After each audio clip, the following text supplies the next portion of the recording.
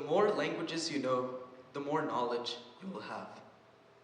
This is a quote that was told to me by my grandfather, who knows many languages himself. Language is known to be the greatest creation of humanity. It gives us the ability to communicate with one another, to spread our messages to one another. Without it, human civilization could not have gotten to where it is now. Coupled with the written language, human civilization has progressed to new heights that we have never known about before. However, like most things, languages do come to an end, which is why today I will be talking about the death of languages worldwide. On the death of languages, CBS News states that 1,500 of the world's rare or endangered languages could be extinct by the end of this century. They also cite many linguists who have been stating for decades that half of the world's 7,000 languages could be rare, endangered, or extinct by the year 2100. This shows you the immense scale that languages are dying on and the pace that they are dying on in the modern era. 7,000 languages, each distinct, the different words, different traditions, and cultures that revolve around those languages. Those can all disappear within a matter of decades. And throughout history, there have been two ways that languages have been known to die. And that is naturally, just with the passing of time, and by replacement. An example of languages dying with the passing of time is the great Latin language. Latin was spoken by the Romans for almost 1,000 years, and they standardized this language, spread it to every corner of their great empire, and it still serves as the basis of many languages that we speak today, such as English. However, with the fall of the Roman Empire, their culture and their traditions, the Latin language also came to an end. It is now only spoken by the members of the Catholic Church as clergy, and we can see its remnants in the Romance languages that are spoken today, such as French, Spanish, and Italian. Another example of languages dying over time is the Chagatai language. This language was spoken for almost 700 years throughout Central Asia, and it was the lingua franca of the empires in this region. However, due to it being a very poetic and eloquent language, this also brought to its downfall because it was too difficult to communicate with the masses in this language, and many dialects of it sprung up across Central Asia. By the 1800s, the language was only relegated to the nobility and the scholarly people of Central Asia, and with Russian expansion in Central Asia, many of the Chagatai speakers began to go down in number, and Russian and Uzbek languages began to take over. Now on to language replacement.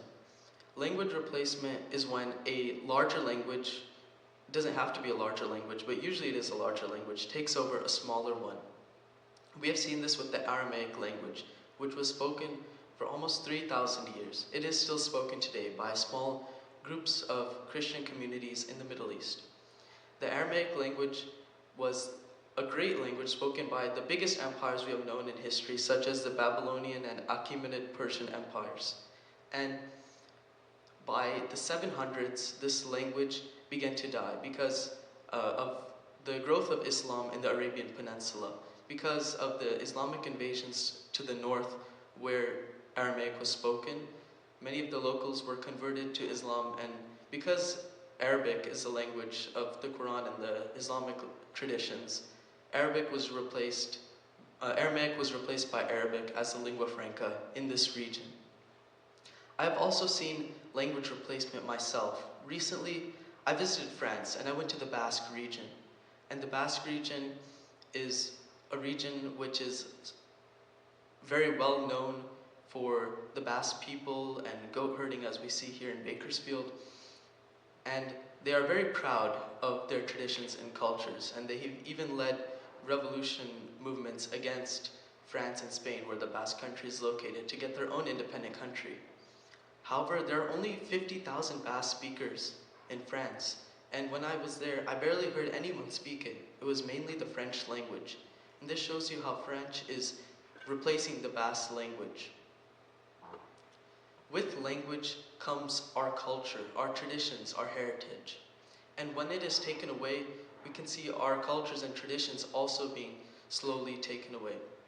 In my culture, we have a tradition of boliyan, which are traditional songs sung at weddings, and they're about leading a wedded life. However, if we didn't have this Punjabi language and our distinct culture, we would not be able to practice such important traditions that make a wedding what a wedding is for us. So, we must make an effort to preserve our languages worldwide, and so that, as Richard Armstrong states, we do not have a mass cultural extinction event on our hands. Armstrong states that each language has its own knowledge. It grows in a certain area of the world, making it distinct from other languages. And when these languages are gone, people will lose their sense of identity, and there will be lots of knowledge lost. We can see that with many immigrants who come to the United States.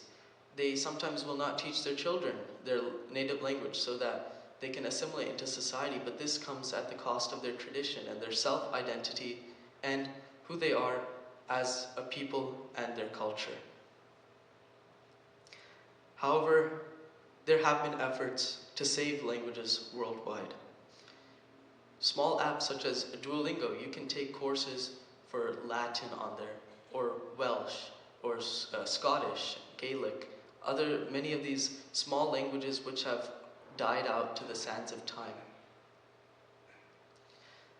And there have been other websites such as WikiTongues, which have made a great effort to make a database of languages where you can go on there and take courses to learn these lost languages. The Endangered Languages Forum is another one, which is a project created by a group of people to make a database of endangered languages which are at risk of dying in the next couple hundred of years. Also, countries such as the US, China, Canada, New Zealand, Australia, they're all making efforts to preserve many of their lost and dying languages. In China, they have made many efforts to preserve the Manchu language, which only has a few hundred speakers today, but in its height used to have millions.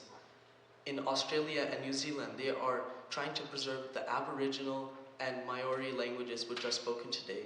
And in the US and Canada, they are also trying to preserve the Native American languages that have been replaced by English worldwide, replaced by English around the world, so that we can preserve these native tongues. Here in the US, the Esther Martinez Native American Languages Act was passed. John Haworth writes for the American Indian magazine that with the passing of this act, we can see more and more native languages being taught to the local peoples in many regions, so that the native cultures and traditions are not forgotten, and that we can still keep them in our memory and remember their cultures and traditions which are distinct from each other, so that they will not die and we can continue to keep their memory alive. If we do not make an effort to preserve languages worldwide, we will have what Mr. Armstrong called a mass cultural extinction event, which is why I urge you, try to go on Duolingo, learn a new language, or learn your native tongue, which you may not know, and go in a step in the right direction so that there's one less language at risk of being lost to history, and so that my grandfather's quote may still be applicable in this world today. Thank you.